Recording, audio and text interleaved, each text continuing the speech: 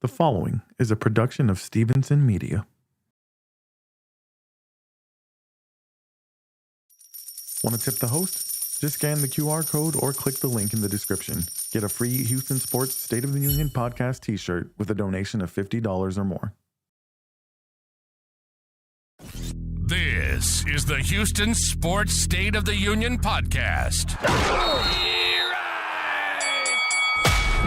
Ladies and gentlemen, the president of Houston Sports Nation, Nick Stevenson.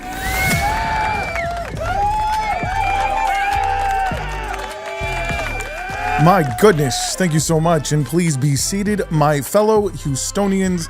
Welcome to this Houston Sports State of the Union address for the week of April 27th. I am the self-appointed president of Houston Sports Nation, Nick Stevenson. As always, there's a million different things you could be doing today. If you are choosing to join me, I appreciate it. On today's show, May the 4th be with you. Happy Star Wars Day. Tonight, those rebel Houston Rockets will look to defeat the evil empire of the Golden State Warriors in Game 7, Round 1 of the NBA playoffs. I'm going to tell you how they're going to do it. The Houston Texans draft is come and gone. I'm going to give you my thoughts on their picks and on Nick Casario's strategy for the draft. The Houston Astros are in action right now. Lance McCullers is making his debut today for 2025. He got into some trouble per usual. We'll get into it. But actually, the Houston Astros, all things considered, are in pretty good shape despite losing Kyle Tucker, despite losing Alex Bregman. We're going to talk about what's going right and what needs to improve. But before we get into that, let me please remind you of the ways you can support the show. One of them you are doing right now. You are either watching or listening. Please share with your friends, your family, your fellow Houston sports fans. Please remind them to follow, like, subscribe wherever they get their podcast fix. If you enjoy watching your podcast, I live stream on YouTube and Facebook, and you can listen to the podcast usually within 45 minutes to an hour after the live is over. Anywhere you listen to podcasts, Spotify, Apple, Amazon Music, YouTube Music, anywhere you get your podcast fix, you can find Houston Sports State of the Union, and that is the number one way you can support this show. If you are interested in leaving me a tip, if you're watching the show and you can scan the QR code there in the lower corner, the QR code will lead you to my tip jar. If you are unable to scan that code, don't worry. Once this show ends, I will be putting a link in the show notes that will send you to my tip jar. Anything you leave to this show is much appreciated. It'll go right back into the show to continue bringing you guys great content. If you leave a donation of $50 or more, I will send you some Houston Sports State of the Union podcast swag. Also, there will be some affiliate links in the show notes once the show is over. Those affiliate links are going to be to Houston Sports fan gear, such as t-shirts, hats, hoodies, for all of our Houston sports teams. There are Amazon links there. If you choose to buy your gear with those Amazon links, I will get a commission from that. So that's another way to support the show financially. There are also affiliate links, Amazon links to all of the equipment I use to bring you guys this show. If you're interested in podcasting and you want to know, hey, what type of equipment is he using? Well, everything I use will be in the show notes once the show ends. And you can purchase any of the equipment I use with those links, and I'll get some commission from that. So those are the ways you can support the show. But the number one way, like I said, if you're watching or listening right now, I appreciate you so much. Let's get into the state of the Union in Houston, and we are going to start with the state of the Houston Rockets. Okay, for the first time since 2015, the Houston Rockets have a chance to re-enter the record books as only the 14th team in NBA history to win a series after trailing 3-1. Now, the Houston Rockets, if you're a fan of them, you know they've done this twice before. And both times they did it, it was a year that ended with the number 5.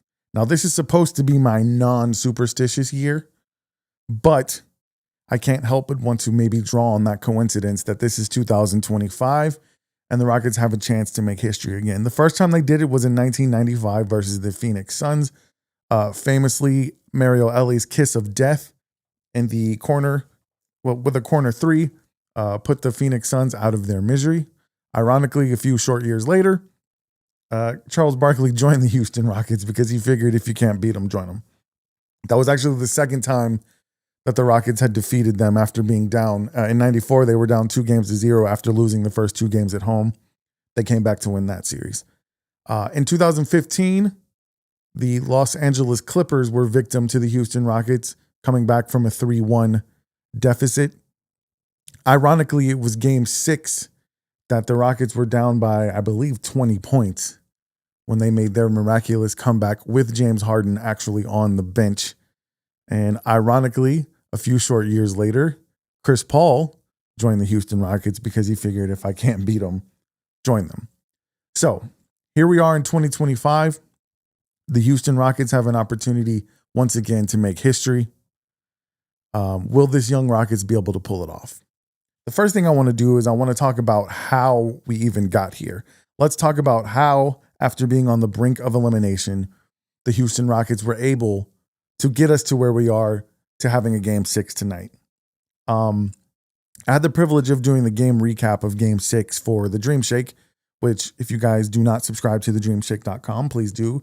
If you're unaware, I am a staff writer for the Dream Shake. It is a wonderful website full of passionate Rockets fans and very talented writers who cover the Houston Rockets for you guys on a daily basis, and I'm proud to be a part of that. I did once again, the game recap for game 6, and I highlighted there are some common denominators in the Houston Rockets wins in this series, especially in the last 2 that have saved them from elimination and kept them alive in this series. Number 1 is free throw shooting. Now, we all know the Houston Rockets were the worst free throw shooting team in the NBA this season. As a matter of fact, their regular season record, as good as it was, winning 52 games, they probably could have won more had they been better at shooting free throws. That's neither here nor there. In the playoffs, in their losses, they've shot horribly from the free throw line. In the games that they've lost, they've taken 75 free throws. They've only made 44 of them. That's 56.3%. In their wins, they have shot 81 of 104. That is 77.9%. In game 6, they shot 46 free throws.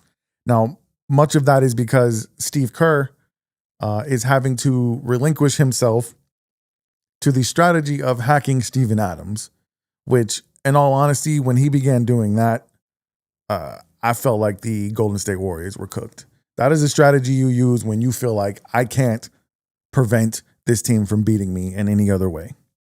To me, that has always been a strategy showing that that team is given up. And it's not a great strategy if, number 1, the person you're hacking, if he can make 1 of 2 and shoot 50% from the line, and you're averaging 1 point per possession, that's pretty dang good. And in this particular game, Steven Adams shot better than 50%. He shot 9 of 16, which is 56% if I'm not mistaken. So the strategy did not work. A few times when he missed, the Rockets were able to do what they've been doing in this series and get an offensive rebound to give themselves another possession. And one of them, Alperen Sengun, just tipped the ball right back in.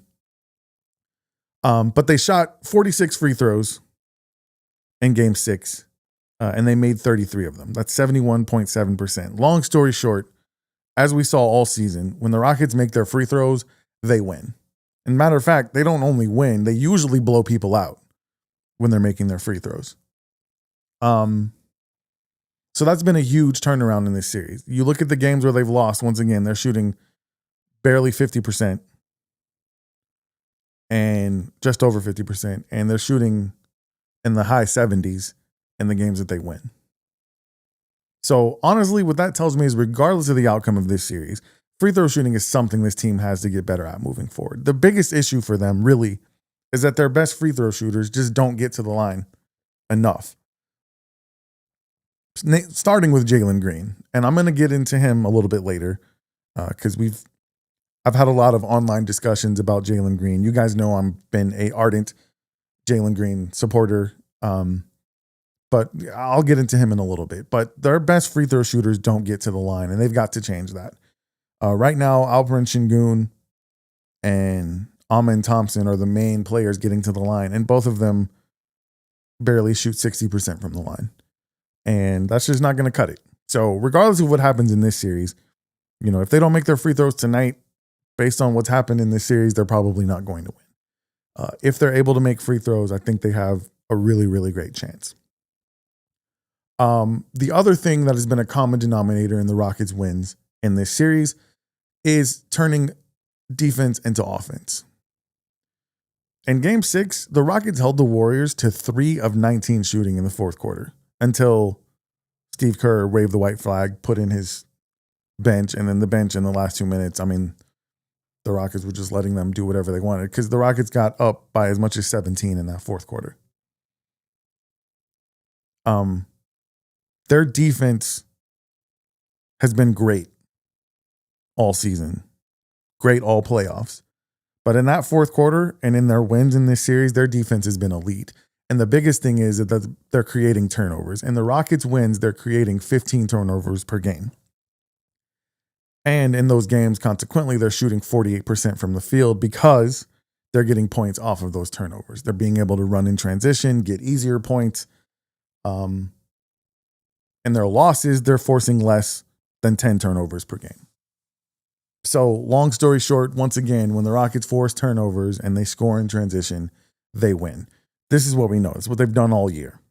And when they've been able to do that in this series, they've won games. The other common denominator in their wins, especially the last two, has been Fred VanVleet.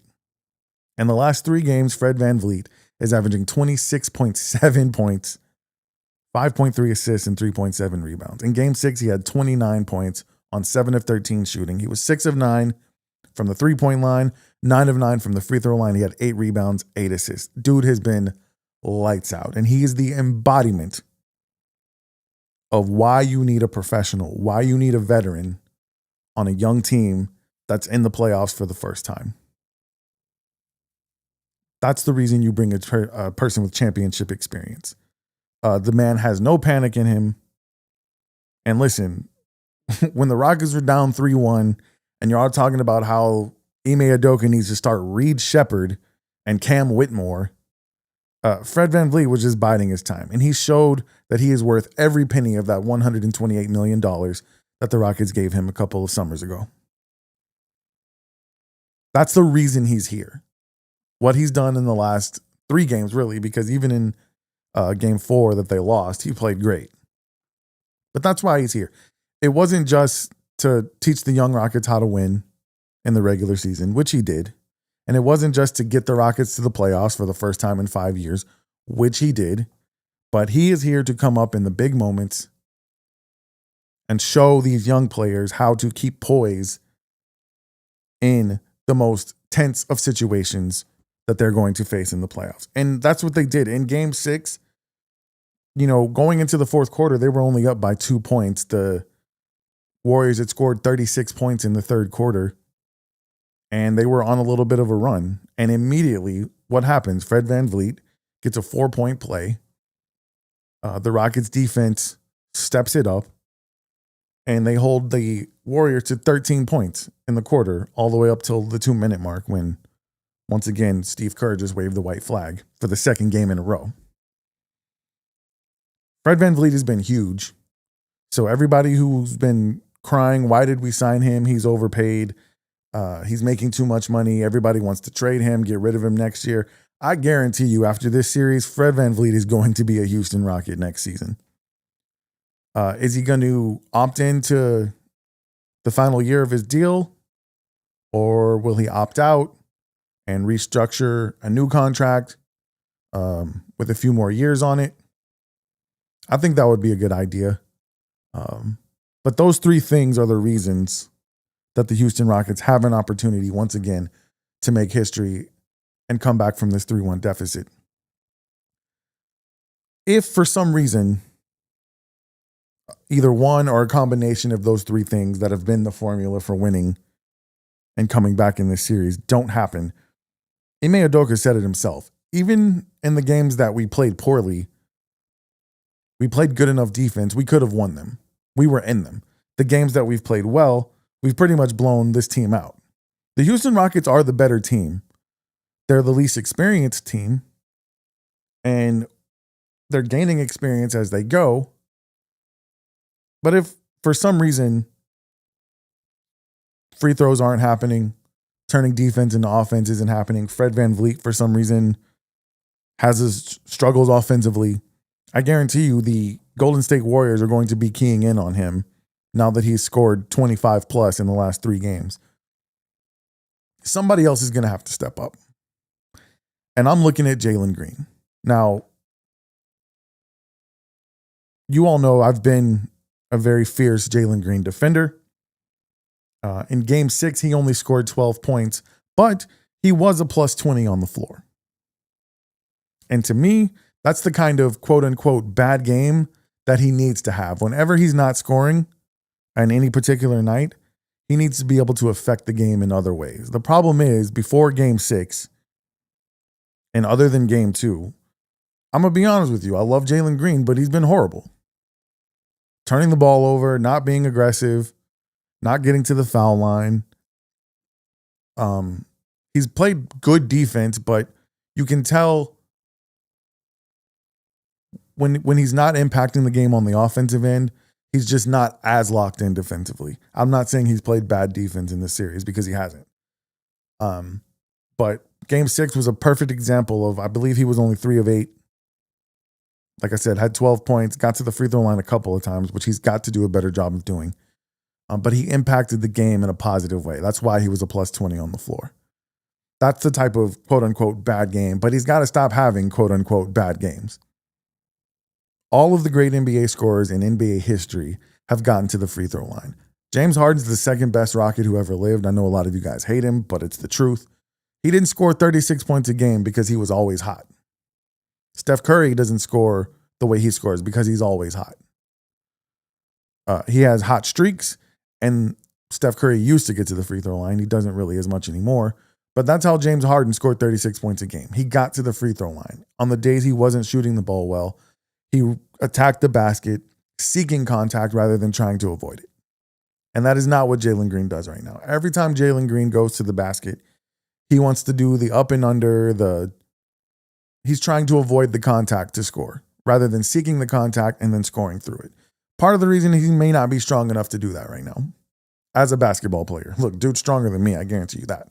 In far better shape. Far be it for me to be criticizing Jalen Green's conditioning. I'm just saying, to do what he needs to do if he wants to truly be a star in this league, he's going to have to get some more strength, and he's going to have to attack the basket with the intention of getting fouled. But I want to fall short of, everybody's been pointing out his bad play to me as if it's some type of indictment on me as a podcaster or as a fan, that he's not playing well. And listen, like, Jalen has to be better, but I definitely want to fall short of saying that he should be traded off of this team. I mean, the Rockets are still playing, and he still has an opportunity. I would not be surprised if tonight were the Jalen Green game in game 7 at home. Because number one, listen, obviously this is Jalen Green's first playoffs ever. And you might say, it's Alperen Şengün's first playoffs. It's Amen Thompson and Jabari Smith's first playoffs. And that's true.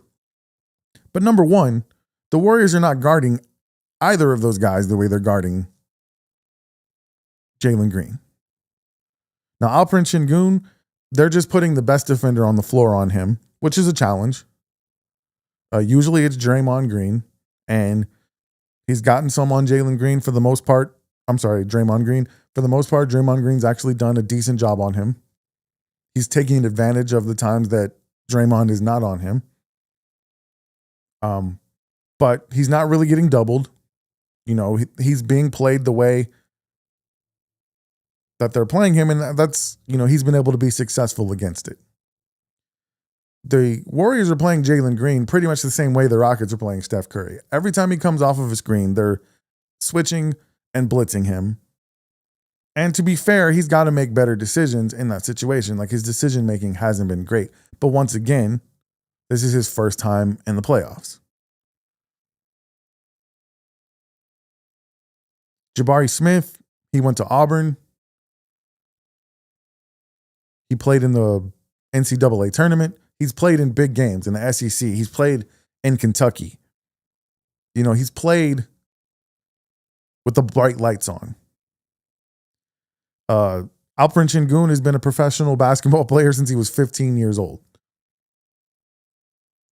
Jalen Green played for the G League Ignite straight out of high school during COVID, so nobody was even in the stands.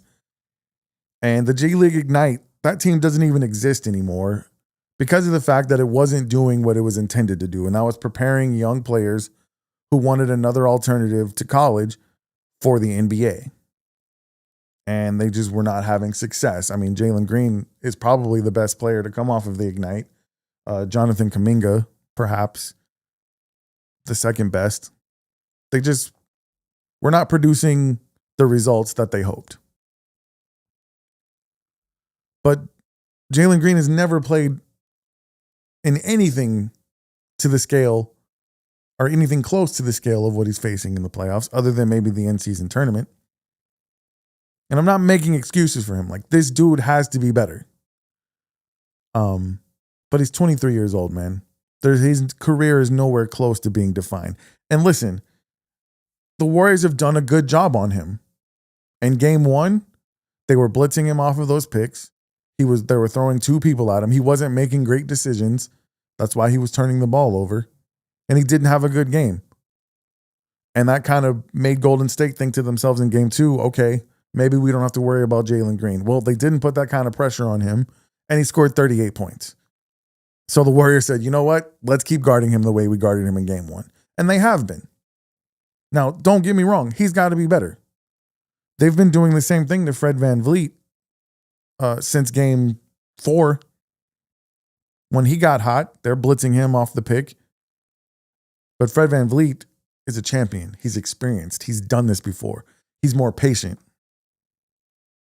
He'll find a way to get out of that blitz and then find the open man. And sometimes Jalen Green just looks like he's got bug eyes. He'll beat his man. He'll escape the blitz. And then instead of taking a mid-range shot or attacking the basket, he just brings the ball back out and look for somebody else to pass it to.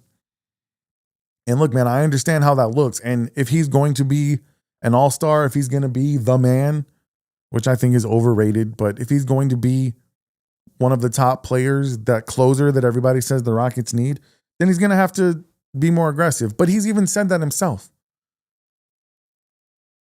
Listen, I think the Rockets are being patient with him. They gave him the extension they gave him. I believe it was 2 years with a 3-year option. A 3rd-year option, excuse me. I don't want to see any changes made to this team until at least after next season. Like, the Rockets went from worst in the league, 41-41 last year, to the 2 seed in the very, very tough Western Conference. Had the 4th best record in the league. Like, they are far from at their peak. Let them cook, man. Let Jalen Green cook. And like I said, I would not be surprised if tonight was not the Jalen Green game. But look, this team has a saying. Sometimes you, sometimes me, always us. They play team basketball. I know we are all fascinated, especially the media, with who's the man on the team, who's the closer.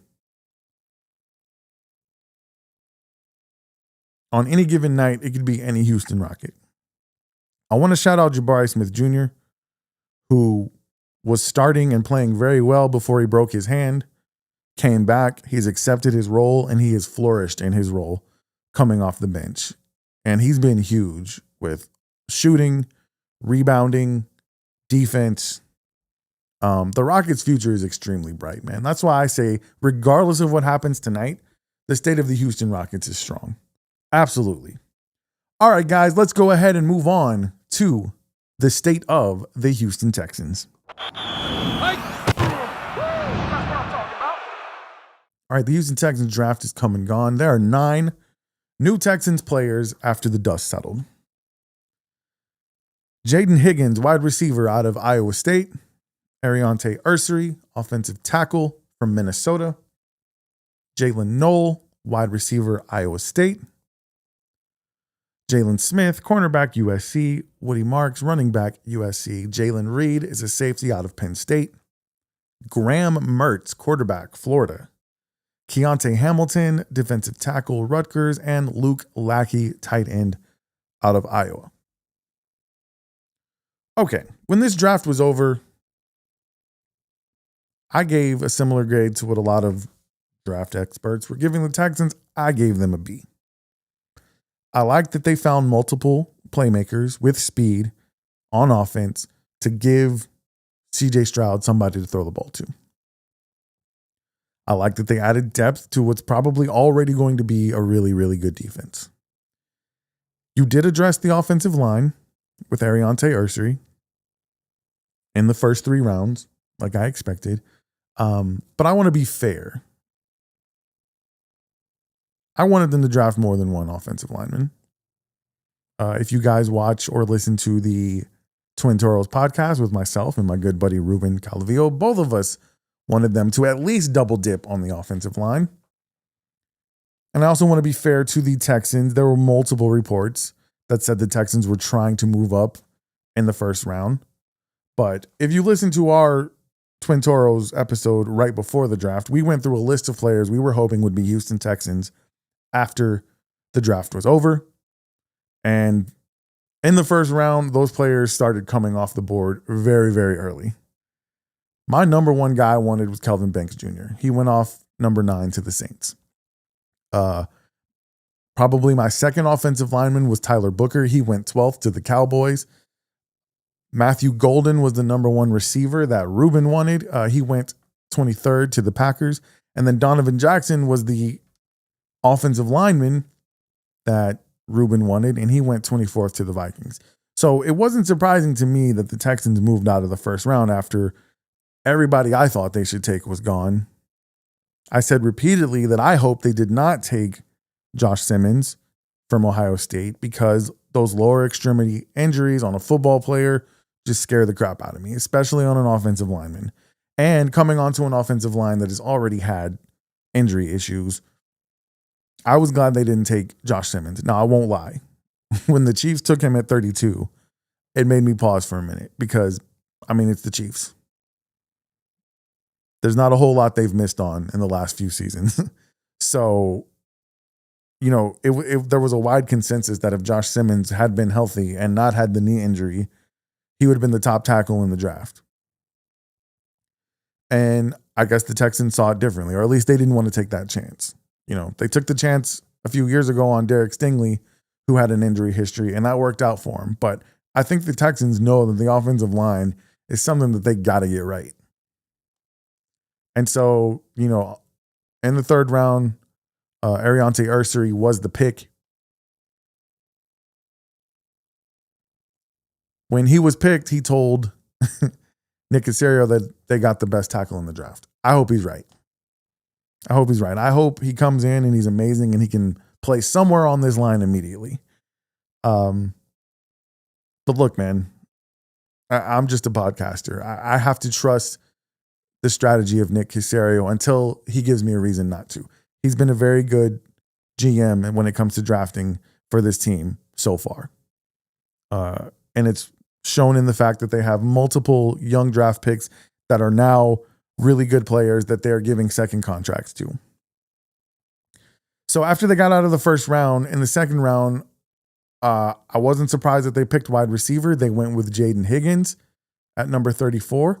Look, man, everybody knows I wanted Trey Harris because I thought he was a Nico clone. This guy's literally 6'4", 211 pounds, runs a 4.47, fast, catches anything close to him. Like, he wasn't on my radar, but once again, I'm just a podcaster. Like, what do I know? I looked at a couple of mocks and I looked at some players and I thought to myself, man, that would really look good in a Texans uniform. But I like the pick. Once they got Higgins, I went and watched some more of his film, and he looks like a Nico Collins out there, man. And so to have 2 of those on your team and have the quarterback that you have in CJ Stroud, I can see why they felt like they couldn't pass him up. And I think I think that they saw him as a first round talent that they were able to pick up early in the second round. So I haven't heard from or talked to anybody that doesn't like that pick at 34 of them taking Jaden Higgins. Once again, their first of 3 third-round picks, they pick up Ariante Ursary. My buddy Ruben is of the opinion that he's not going to start immediately. That would suck. But look, the fact that they waited to the 3rd round to take him and they did not take another offensive lineman for the rest of the draft tells me that this coaching staff is comfortable with what they got. Or maybe they're comfortable with with new offensive coordinator Nick Casario, or the new O-line coach Cole Popovich, or a combination of all of it. I mean, we know what they did in the offseason. You know, they brought in the likes of Cam Robinson. They brought in I'm doing the name thing again. Smith, Trey Smith. Why can't I remember his name? I hate when I do this during the show. But you guys know who I'm talking about. They added some free agents, Laken Tomlinson. They added some free agents to the line. They got rid of the guys who were infuriating Texans fans, such as Shaq Mason. So listen, for me, I'm a little bit concerned, but I'm going to play the wait and see game. Once again, I'm going to trust this coaching staff, trust this GM until they give me a reason not to. You may argue on the offensive line, they have given you a reason not to, and that'd be fair. But look, we don't know what Blake Fisher is going to be. He was a 2nd round pick last year, and you know there's a good chance he's going to be starting on this offensive line this year. And clearly, the coaching staff, D'Amico Ryans and Nick Casario, they're comfortable with that. Maybe they're wrong. We'll find out week 1. Right now, I'm playing the wait and see. If week 1 comes and CJ Stroud gets sacked 7 times and the Texans can't run the ball, then I will be upset. But right now, I'm going to play the wait and see game. I've seen the optimists. I've seen the pessimists. Hell, my partner Ruben is one of the pessimists. Like, he gave the Texans a C-. He believes the offensive line was the weakest link going into the draft and remains the weakest link on this team. And like I said, he might be right. We'll see. I'm not surprised that they added defensive depth. They took Jalen Knoll in the 3rd round, which is, in my opinion, their Tank Dell replacement. He can return punts. He caught 80 passes for 1,194 yards, 8 touchdowns last season. He ran a 4.39 40, 8 career games with 100 yards receiving. And he was the teammate and roommate of 2nd round pick Jaden Higgins. So they will be reunited as Houston Texans. I'm glad they picked up a running back in Woody Marks out of USC. I did not watch but one USC game this season, and it was when they played LSU. And I know he ran the ball all over LSU. He seems like a hard, tough runner. He's a little compact, smaller, but there have been successful running backs of that ilk in the NFL. And, you know, you still have Dameon Pierce this season, and you have obviously Joe Mixon. So, you know, maybe he plays some special teams. Maybe he plays in some 3rd down situations. Who knows? But I'm glad they added to the running back room. Maybe he's your replacement for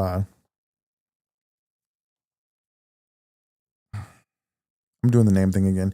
Guys, you have to forgive me. I didn't take my ginkgo biloba this morning. But yeah, I'm glad they have another running back in the room. Excuse me.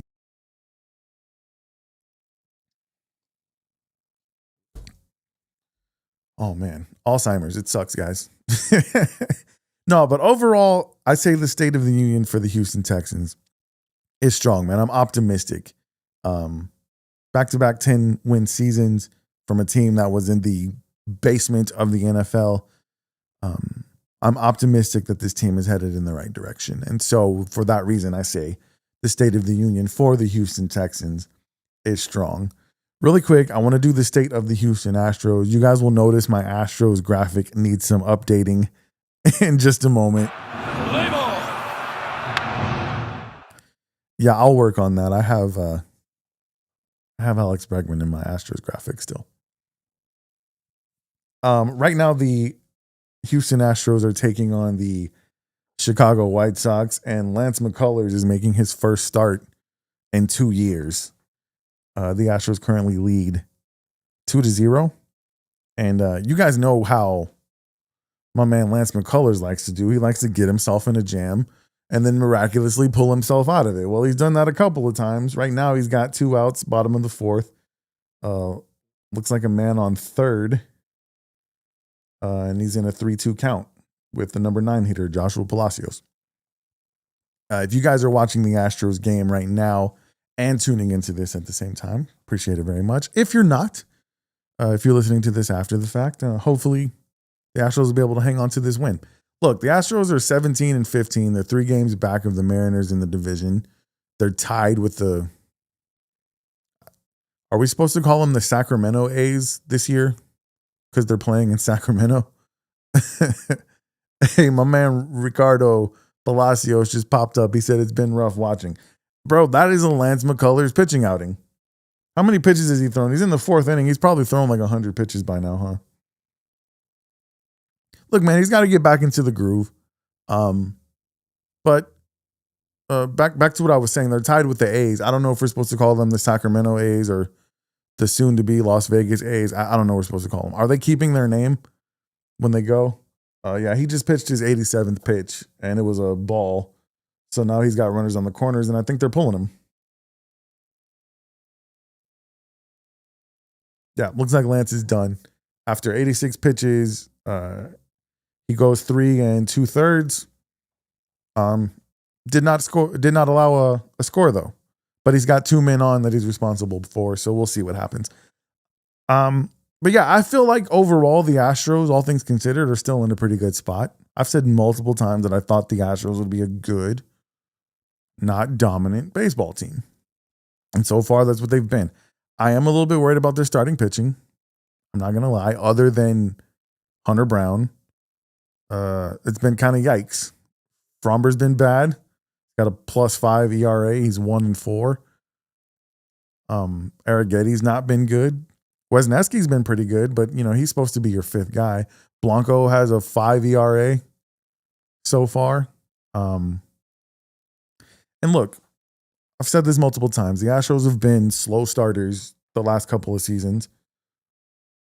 But I just think this is what they're going to be. They're going to be good, competitive. They might win the division.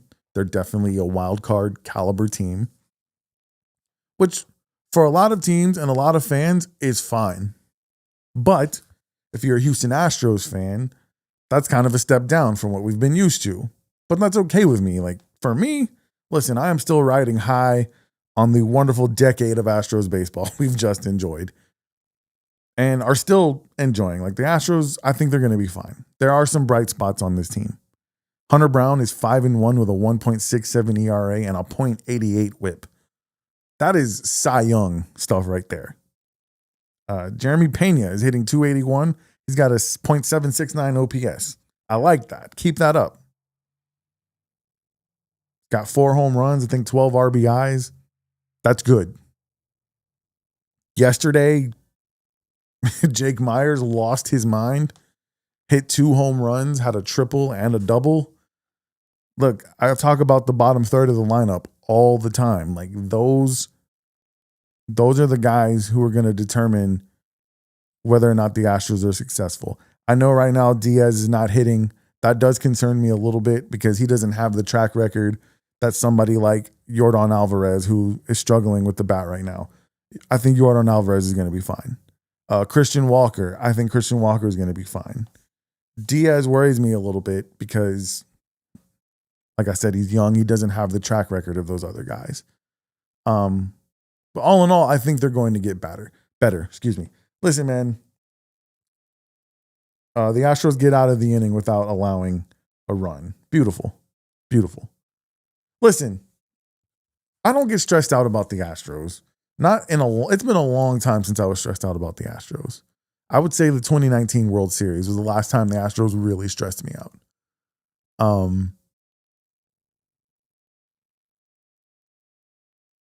Maybe the 21 series. The 21 series, the 21 series, I felt like the Braves were the better team. They just were, and I had to tip my hat to them.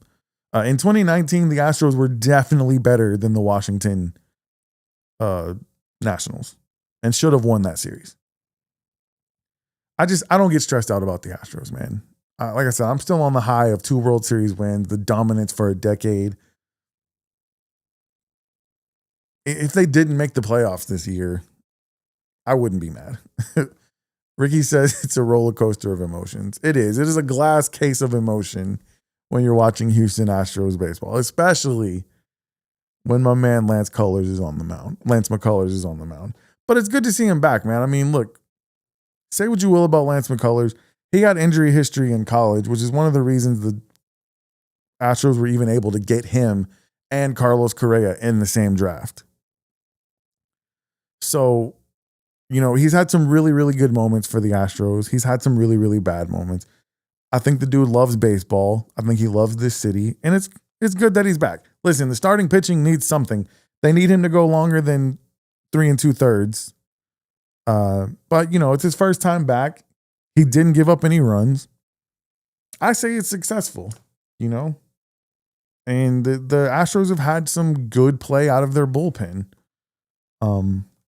Josh Hader has been lights out. Thank goodness. Gusto's been good. I don't stress out about the Astros, man. Listen, to me, the state of the Astros is strong, which means the state of the union in Houston sports is extremely strong. Look, man, we got the Houston Rockets playing Game 7 tonight, a chance to make history again. You got the Houston Texans on the brink of becoming one of the best teams they're already one of the best teams in the NFL, but they have an opportunity to become great. I think their defense is going to be lights out. And if they hit on this offensive tackle, Ariante Ursery, which honestly, I didn't even know anything about him. I'm going to shout out my man, Craig Rouse. He's the one who told me about this dude, and he was spot on with the pick that the Texans would be all over him. And like I said, Ursery told Nick Casario, you got the best tackle in the draft. I hope he's right. Look, man, they drafted Nico Collins in the 3rd round. He's one of the best receivers in the NFL.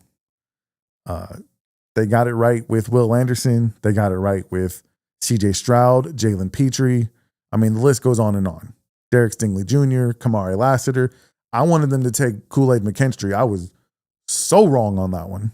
So listen, it's a great time to be a Houston sports fan. I appreciate you guys so much if you joined me or if you listened to this show after the fact. It's been a while since I've been on. I know some of you, my wife told me that some of the people that she works with and their significant others listen to the show, and they were wondering when I was going to cover the draft. Listen, I appreciate you guys being patient. I will definitely get back on a more consistent schedule. As a matter of fact, the next Houston Sports State of the Union address will be on Friday next week. Hopefully, we will be celebrating the Houston Rockets once again, making history. Before I get out of here, I do want to remind you guys one more time of the ways you can continue to support this show. One of them you've been doing. You listen, you watch. Please share with your friends, family. Remind them to follow, like, and subscribe to all of my socials and wherever they get their podcast fix. I will have my link tree in the description of this video that you're watching or the audio that you're listening to within 30 to 45 minutes of this live ending. Once again, I have a tip jar. If you can scan the QR code that's in the corner of the screen right now, that is the link to my tip jar.